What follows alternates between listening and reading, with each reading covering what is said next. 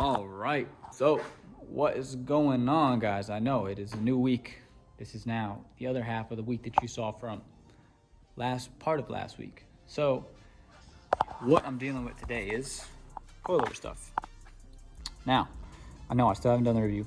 I'm gonna get there. I'm still doing a lot of R&D.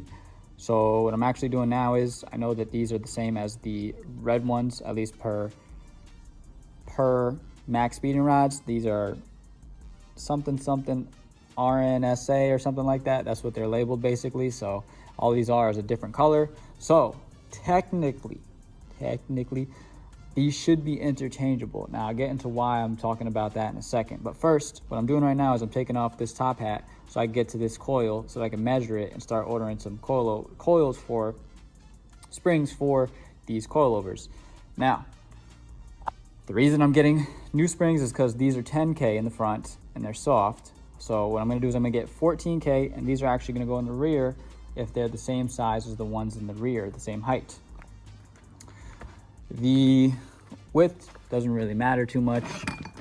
If I need to check it, I will check it, but these are from the rear. As you can see, they're a little bit thinner, but they're around the same height. So actually, if I want to, I could honestly measure these and then go based off of these, but to be sure, I'm gonna take those apart and I'm gonna measure these and measure those and put these side by side.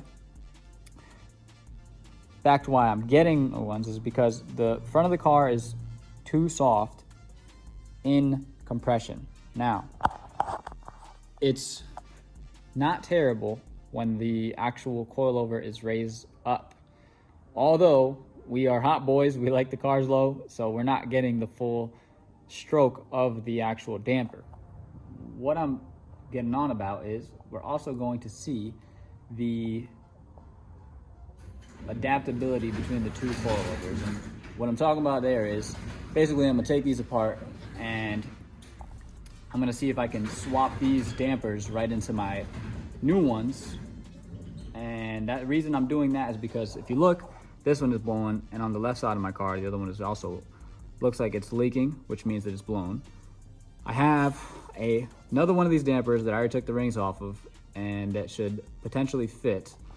So I'll swap those over, and then I'll have a damper that's actually working, plus new springs, and that should hopefully solve my issue with bottoming out when, you know, in under compression, under air, under drag, essentially. So let's get into taking all this apart, and then I will get back to you guys.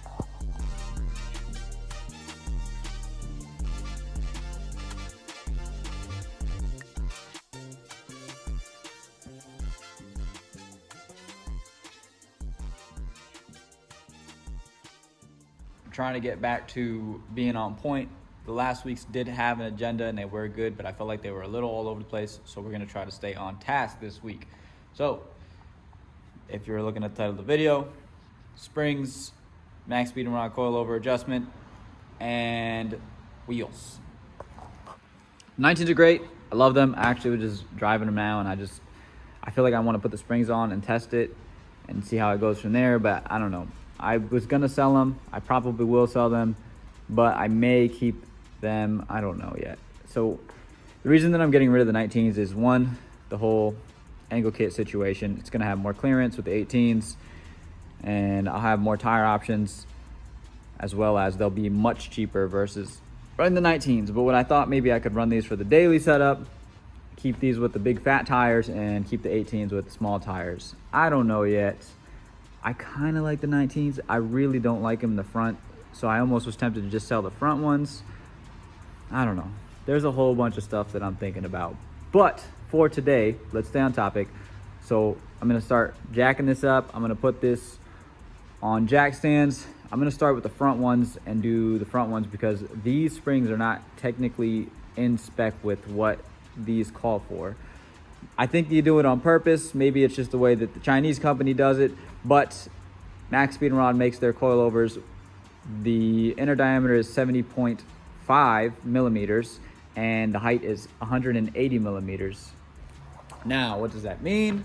That means that standard industry usually does not use these weird measurements. Standard industry usually uses inches, which is what I went with.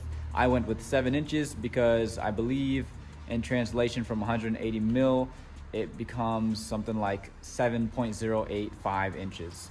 Now, if you want to do the math, I believe that 7 inches is something like 178 mil. I don't know off the top of my head. You'd have to do that on your own, do the math. You can put it into a calculator on Google and it'll tell you everything. So I went the closest that I could go to that 180 mil. Now, the reason that I'm not too worried about it is, number one, the 10s probably compressed a lot because I feel like these tend to not hold their coil strength. So I'm hoping that because I got a higher one, it shouldn't be an issue, as well as this damper is made for 10K and made for 7K, which shouldn't be an issue because it does say that you can go about 2 to 4K up in spring pressure, which is what I did. I know, again, throwing a lot of information at you guys. Anyways, on the inner diameter on these, they're 70 mil versus 70.5 mil. So I'm hoping I don't have an issue there. If I do, I'm going to probably, I may either just grind it because it's really not that serious, not a spinning piece. But the point being is that it should fit. It shouldn't have an issue. I believe that there's enough play in the actual stock one that I shouldn't have an issue with going to a 70 millimeter inner diameter, because on the other ones they have a rubber in the 70.5 millimeter diameter.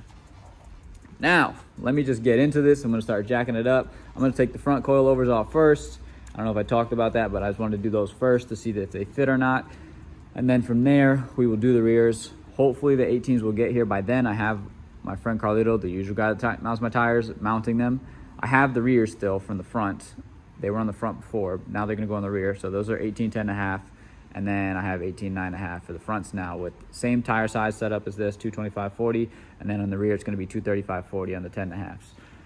I'm going with a smaller tire because, like I said, I want to try to get the wheels to spin more. I want to take some weight out of the wheels, out of the drivetrain. So this should honestly make the car handle better in terms of sprung weight, but it's not going to have as much grip. Now, I'm not really utilizing the full grip on these 255s anyways because I'm going to have less camber in the 235 setup. This one I have a lot of camber because I'm trying to make the wheel spin. And then I will also be, so I'll be setting the camber in when I get a chance. It may not be today, but it should be within these next few weeks. Once again, sorry I'm giving you a lot of information, but this is what's going on today. I suppose let's just get into it and let's just start talking about what I'm going to do to take this coilover out.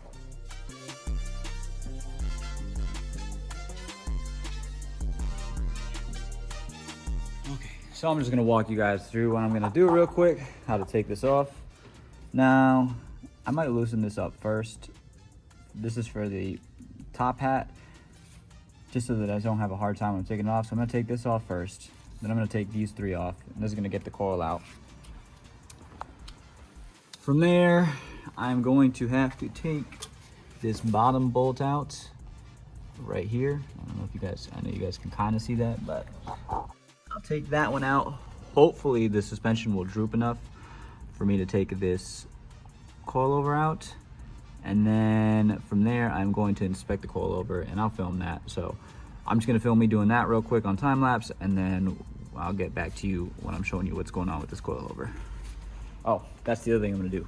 I'm actually gonna crack those loose watts on here because it would be much easier than doing it outside of the car. So I'm gonna crack those rings loose, and then I'm gonna take apart all the other stuff.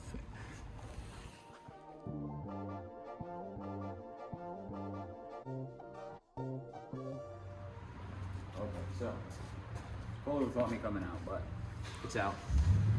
Ended up lowering the actual car, or the damper into this little piece right here, and it made it easier to come out. Now, we have some positives and some negatives. So, obviously, I told you that this is 70 versus 70.5, which is what Maxpeedingrods calls for. Goes on perfectly. Great. Now, this is the only issue. If you look here, right?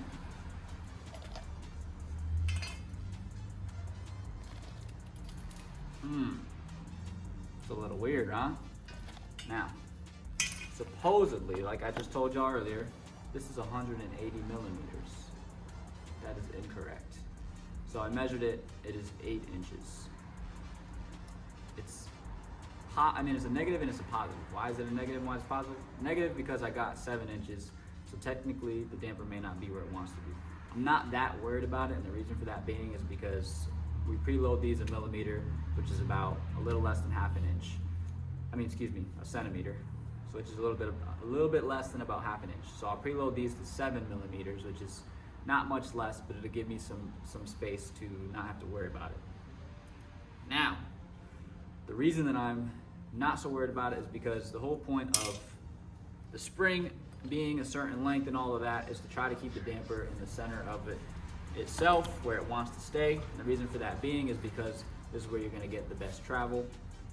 If you compress it all the way down, and let's say that you're stuck here because the spring is too short and it's not stiff enough, then every time you start to hit bumps, it's going to only go down this much versus having its full travel. So the reason that the 7 inches being short shouldn't be an issue is because it's a stiffer spring, as well as I want to have the coilover more out of the actual piece down here. And the reason for that being is because it keeps the control arms in a better geometry where they want to naturally be, which is going to give me the best grip. So it's fine. It shouldn't be the end of the world. The only issue that may be the problem is that this damper is going to be being worked more probably, and it may or may not be the case because the spring is stiffer. It's not the end of the world. Should I be doing this? Probably not. But adjusting it to 7 inches versus 8, it's not a huge jump, so I'm not that worried about it. The other thing that I was worried about that may be an issue, this isn't going on the front, this is going on the rear, is the washer setup. I do have the other washer setup like this one on the rear, so I can just swap them over to this one, but the issue with that is just got to be the same height and everything.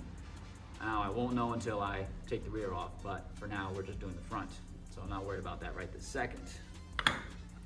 So, for you guys, again, this is documenting, but for information for you guys, if you're gonna order springs for your Maxpeedingrods, I would recommend 8 inches because these are definitely 8 inches, and you can do 70 for the millimeter for the inner diameter.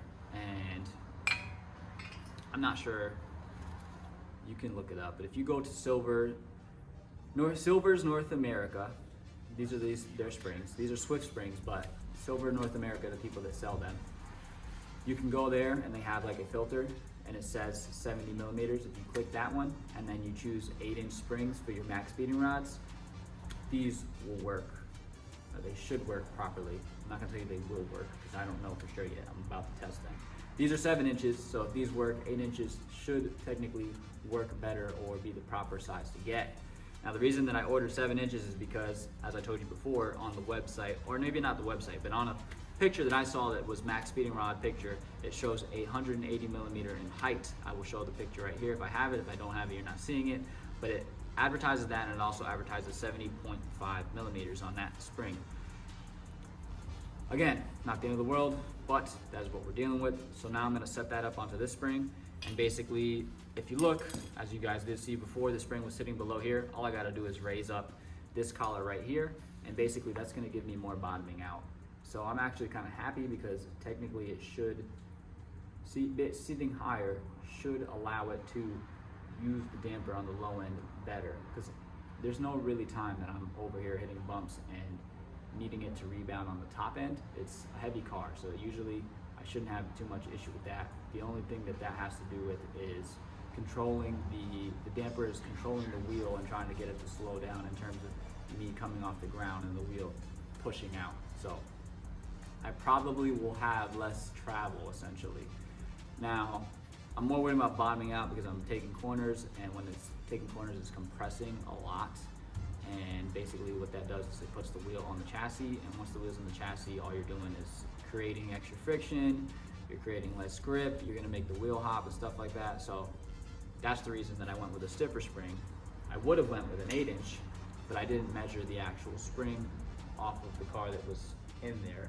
I didn't even measure that one. I should have measured that one because that one might be 8 inches. But I figured that these were the same thing and that they should be fine, and that the website had 180 millimeter. I was wrong. Do your research yourself. Let's get back into putting this together, and then let's see how this sits in the car. Well, if you're smart and you use your brain, you can actually read the coilover, and it will, or the spring, and it'll tell you what it is. On this one, So it says it right here. Okay, so the 7 is obviously for the spring, right? It says 200 and it says 70.5. So 70.5 is the inner diameter, I believe. 12 is, I don't know. Then you have 200, which is the millimeters that it is, which is about 8 inches. 8 inches, so 10 inches is technically 255.5 millimeters. So if you take 2 of those off, 2 inches, which is 25.5 per an inch, it is 50.1, which would put you somewhere around 200. It's 200 and some change, but you get the idea. So definitely, if you want to swap out your springs and you're going to do like I'm doing, read your coilover. It actually has the information on there for you, and you can actually just go and convert this to inches and go to Swift's or, you know, Silver's North America and order you some springs. Now, 70 works for me. It fit on the front one. I didn't have any issues. So if you're going to order them, go with 70 instead of 70.5 because they don't have 70.5. And then I would go 8 inches.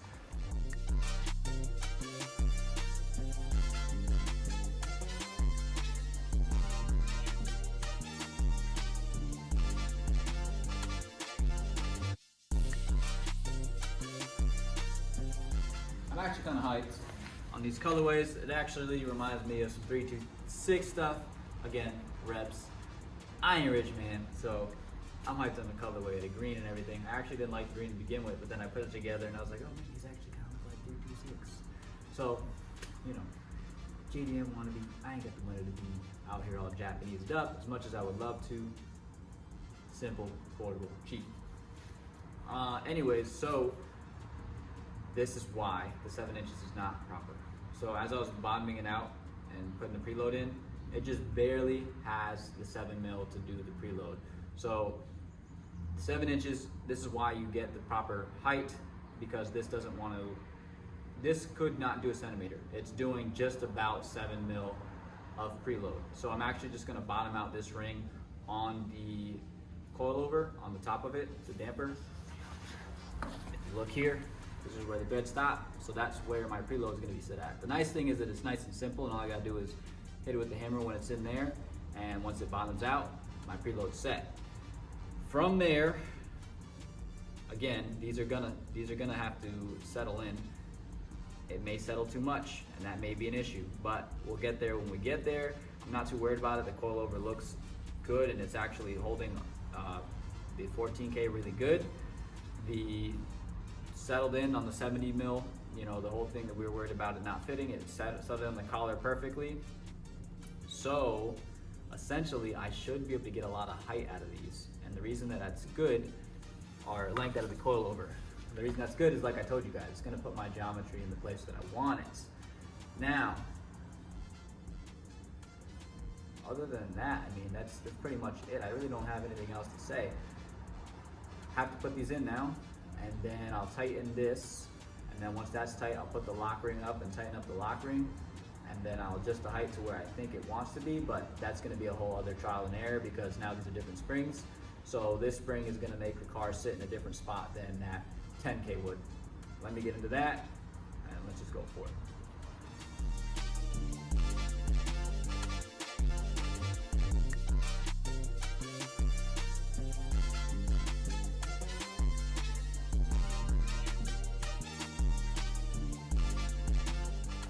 Okay, so got some updates. Coilover's in. I filmed a little bit of it, I think, but it just got to being a hassle. So the way that I did is I ended up putting the collar all the way up, putting the spring in, and then just tightening it up from up here because it made more sense. The only thing is now, with the sway bar and the tension of the spring now, the coilover is a lot harder to adjust and spin. So yes, there's that now. I remember I spoke about this before and I said that they were really easy to adjust. With the higher rate spring, they are not easy to adjust anymore. So trying to get these into spec before you start bolting them in is pretty important. The only hard part about it is you can't really do anything until you won't know how high it needs to be until you actually put the wheel on, which I did do, and I jacked it up to see an idea. So now I'm splitting the difference between these two because that one's a lot shorter. It's now about 3.5 inches. I'm trying to get this one to 3.5, and then I'll set it on the front because it's still got to settle. So once I put that front down, I'll start doing the rears, and hopefully that'll settle quite a bit. And if I need to adjust, I'll adjust, and then we should be getting on the road. While I was doing that, the 18s showed up. These are the 18s, those are the 19s, 19.5, 18.8.5, I mean, excuse me, 19.5, 19.5, 19, I can't speak. 19.5, 18.5. So these are the new ones. They look the same, just literally 18. Those for the rear are over there. Those are the 18, 10.5. So I'm going down a ½ inch in the rear, as well as the tire size going from 255 to 235, as I said before. So we'll have more area to not rub. I shouldn't rub at all now. Won't have this issue. A lot of people that I know were talking about this. I wasn't complaining because last time I did it, it was going and tearing in here, and that was actually a no-no, but it was fine. So I don't care about this. Although I'm considering selling these rims anyways, but we'll get to that when we get to that. So from there, once we get this all settled up to 3.5, I'll put the front end down, start working on the back. That'll settle. Hopefully it'll be high enough or not too low or not too high. Let me get back to it, and then I will show you guys with this going down. I know, camera's foggy. Don't worry, I'll get B-roll of it right. But this is where it's at. That is not bad. That is actually kind of where I want it. So that gives it room to move a little bit, and under compression should be fine. This is a lot stiffer. This is taking a lot more force to move the car. This side is too low, which is the heavy side, so I'm not surprised. Looks really good. If I could keep it there, I might, but I have to see how much these springs are gonna compress, so I think I'm gonna go higher. For now, I'm gonna leave it there while I do the rears because this should be fine for now. And then, you know, when I'm done with everything, I'll pick it back up and adjust it, because the 19s are on, which is making the car probably level. And yeah, so yeah, this moves a lot less now, which is good. So let me get on to doing those, get all that set up. And if you noticed, it pulled out a lot of camber. Now, again, that has to do with the length of the coilover now. It's putting the geometry better in a better spot where it wants to be. There's still some camber in it, but it's not like it was. That should change a lot in the rear because of the 10Ks. Also, we're going up 3K, which is, what is it? I guess it should be, yeah, it should be more than 30%, like up the front. The front was 40%. Now the rear should be, it would be, yeah, so it's a little more than 40%, because 40% would be 2.8K. So with that being said, this should sit higher in the front, which is what I want. Now, you know, I'll lower it so that it's good, but I'm talking about as far as at where it wants to be. It should be higher where it is. So 10Ks are going to the back. That's what that's there for. So I got to pick up the rear end and take the wheels off, repeat the process. I am not going to film that because that is all so boring and just tedious. Maybe I'll explain a little bit. You guys already know it's the same thing back here. You got the 3 bolts up top. You have the pressure for the, you know, to put the top hat on up top, bolt in the bottom. Everything is the same. It's just a different mount. So I'm going to get to that, and then I'll get back to y'all. The 18s look good up front, which we've seen before. This is very similar to the way it was before. It just has less slip. The reason I say it's similar is because the 10.5s were sitting at the same width or offset, except these are technically 3 mil out further. The difference would be 12 mil. So these have the 15 mil space, which makes a 3 mil difference. So it's 3 mil out further than those were when they were on the front of the car. If you want to see that, you got to look at the old videos. So the 10.5s will be going on the rear now. So they'll have the deep lip in the rear, and then I'll have the little lip in the front still. And we should have enough space to lock and all that stuff, but we'll figure that out once we get the car with the rest of the springs and everything. I did think it wasn't going to be this low because of how long the coilover is, but it's actually because of the 7-inch, so we lost an inch, so it should be lower. I was expecting it to be like this on this side. I was not expecting it to be this low on this side. I'm an idiot. That's the other 18. The other side is actually perfect. It's 19. We get to figure out this situation. I saw after the buzzing, I got the humidifier on, but I gotta get this thing off because now I'm at the other coilover. This is the one that is blown. I can't really show you how it's blown because it's covered in water as well, but I'll explain and maybe we'll have some visual. So my first question is, are these the same height? This one's slightly taller, but it also is a worn spring. Now my next question is, okay, so what I was talking about earlier is that this might separate a little bit. This really isn't that important because you can't see it right now and it doesn't matter. But what you can see is oil all over the coilover. If you notice that the water is beating up because there's so much oil on the coilover. It's not from the anti-seize, it's from the actual damper blowing out and putting the oil that's in the damper out of it. Honestly, oh, there you go, look. Doesn't really want to go back up. Look at that. Doesn't want to go back up. So that's supposed to go back up. Clearly it's not. If I pull it up, it'll do its job, but shouldn't have to pull it up. So that's how you know your damper's blown. Now, this one's still actually doing some work, shockingly.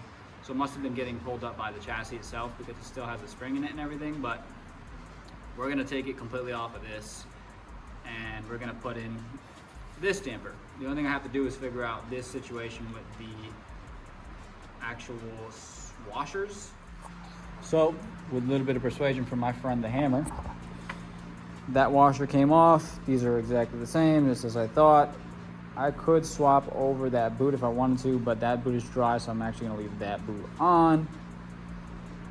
Just got to put those washers on now, and just like I did on everything else, I'm gonna anti-seize that. Glad I did on this one, because if not, this might have been stuck on there, so that's a plus. So just swapping the washers over so that they're the same fit, and then I'm gonna put all of those rings onto this damper, and then from there we'll put that on, and we will put that back in the car with the 10K spring, which is that one right there. This one is definitely worn out. This is the 7K. It's shorter now.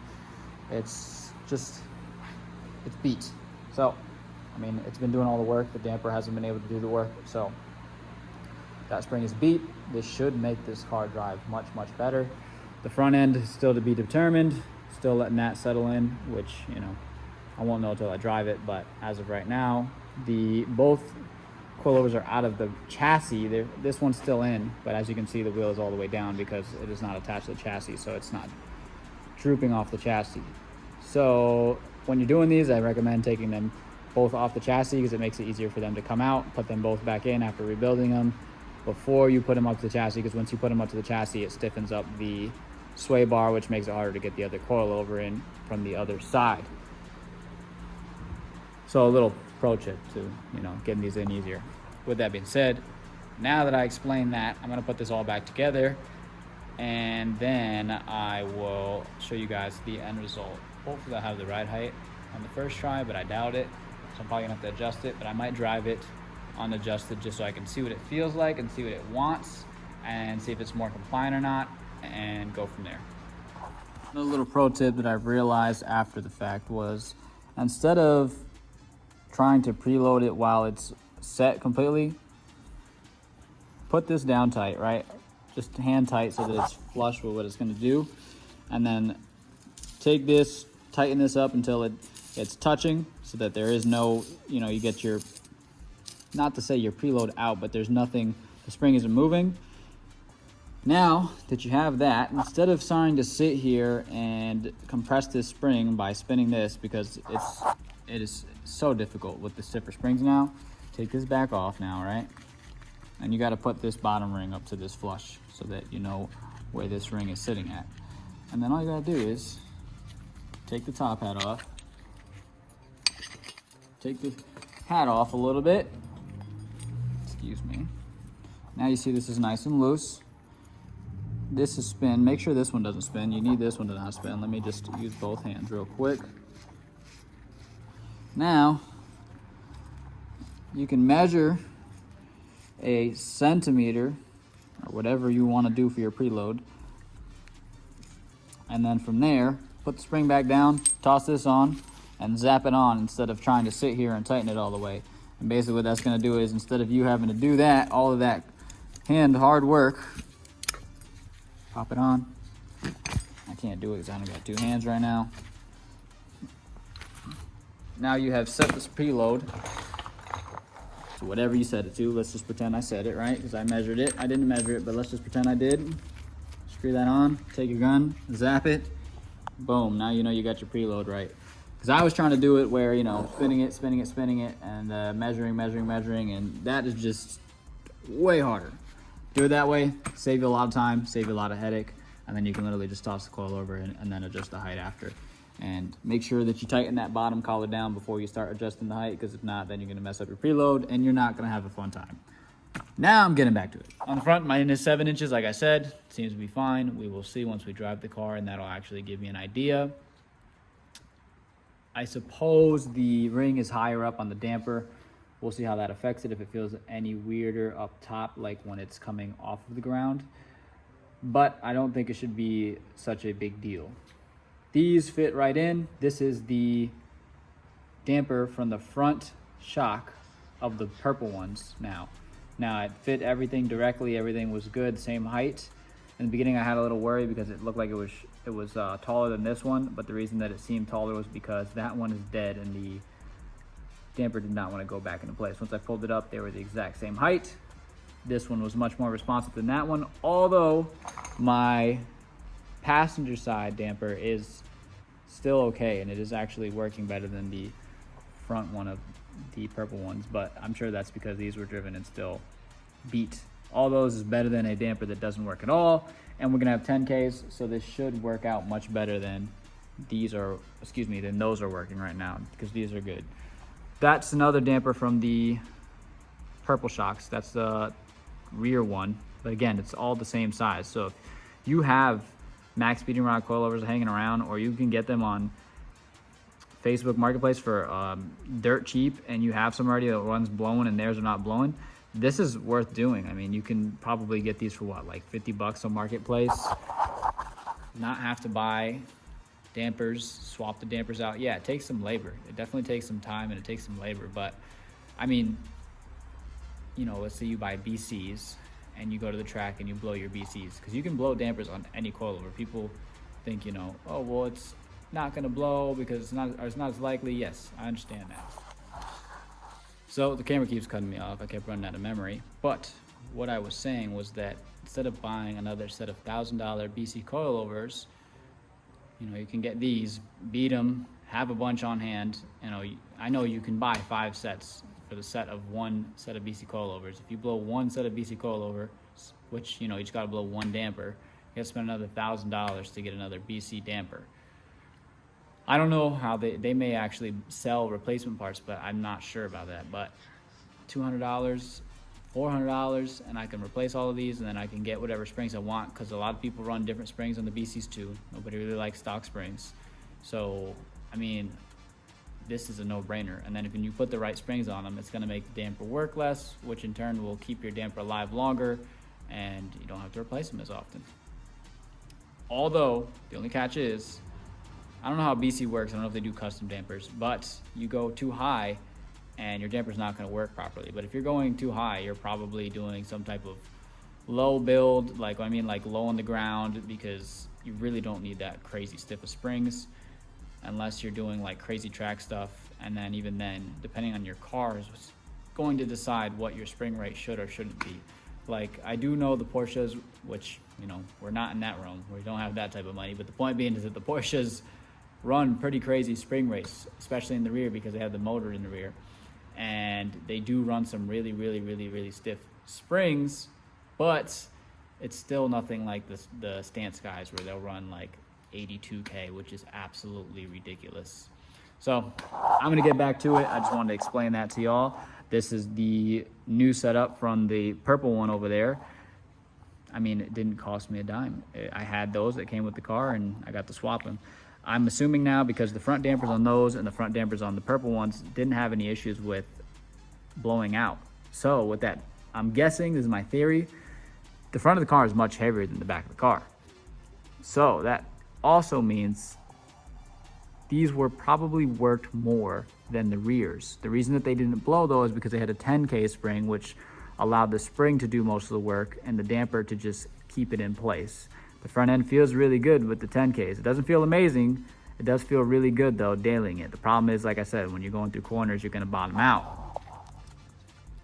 I'm guessing with the 10K in the rear, it should fix the issue of the damper blowing out, and it should feel good.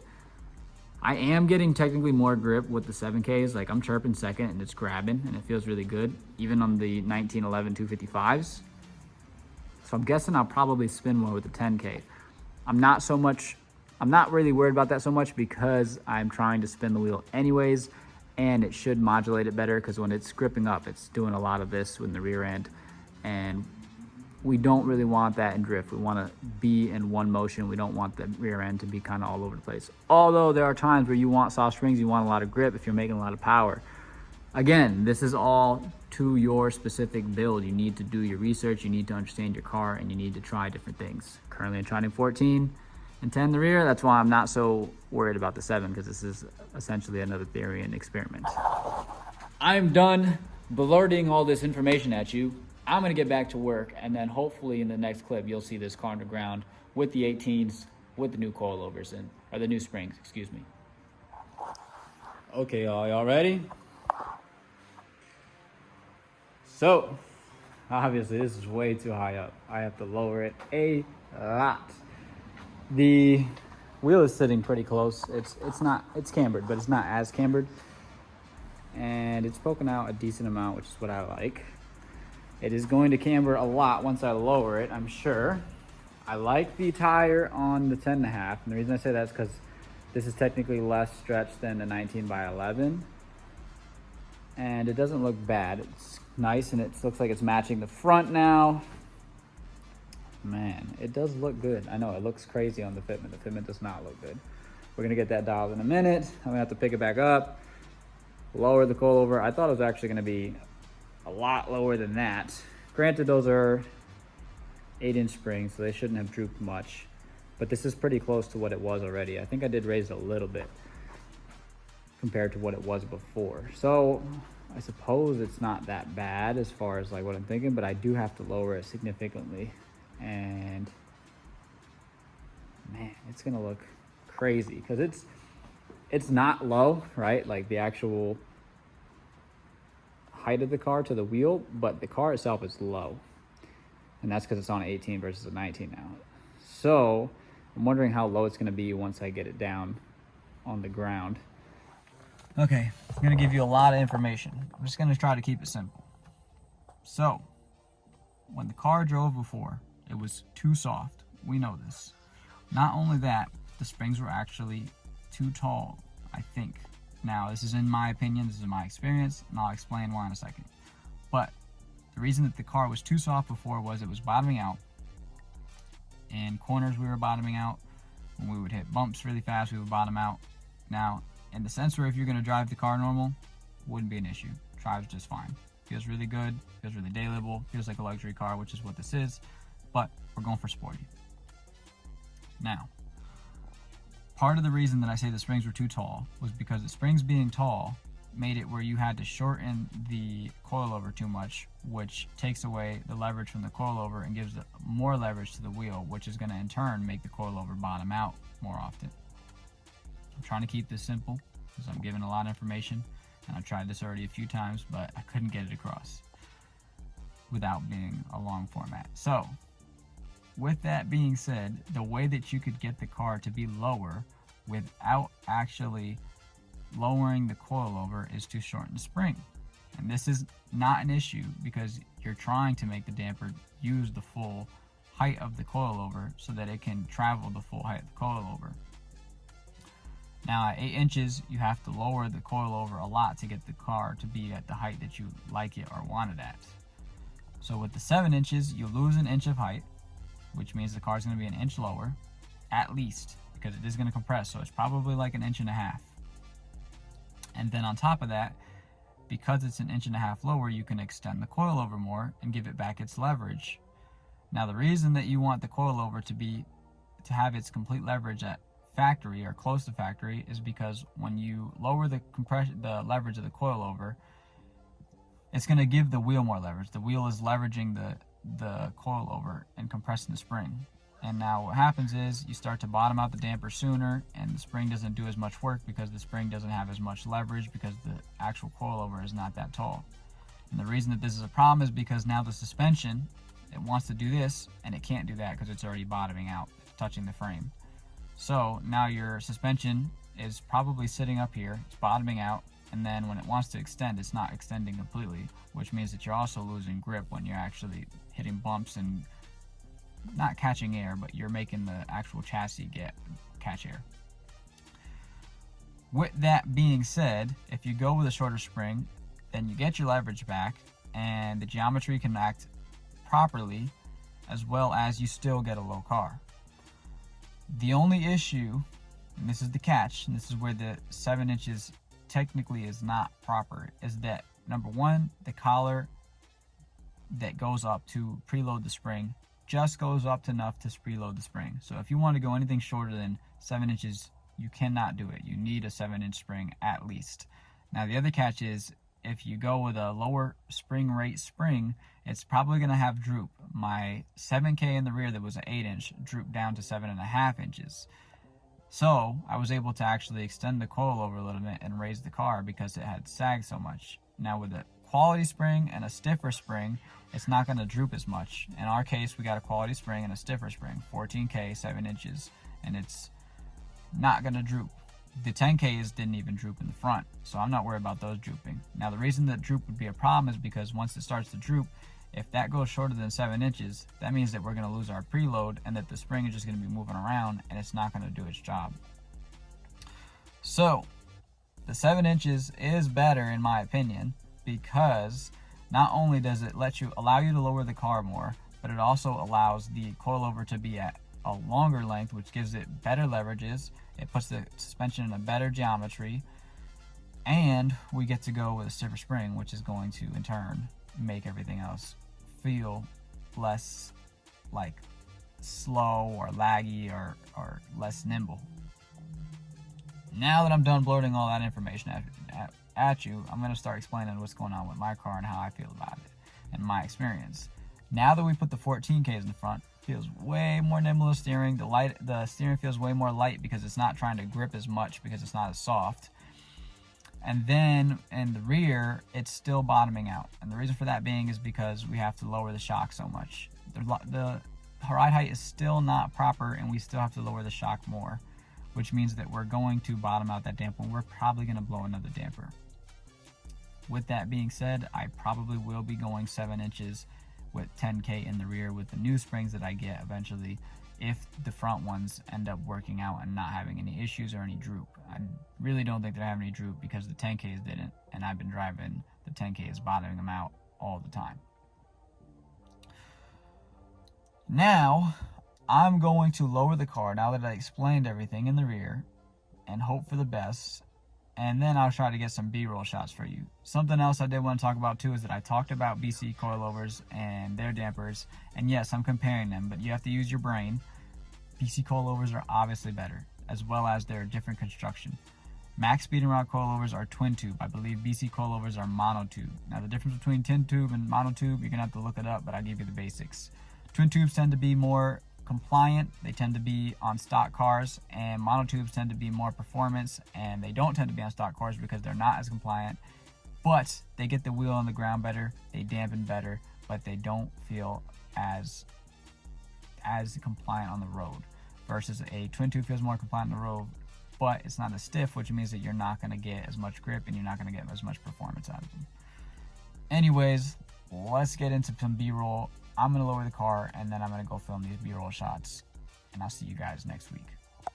Just a side note, I'm going to show videos of the 19s first. So as you're seeing here, it's going to be 19s, and then after it's all done with the 19s, I will let you know that I'm showing you clips of the 18s, which you should be able to tell. Enjoy.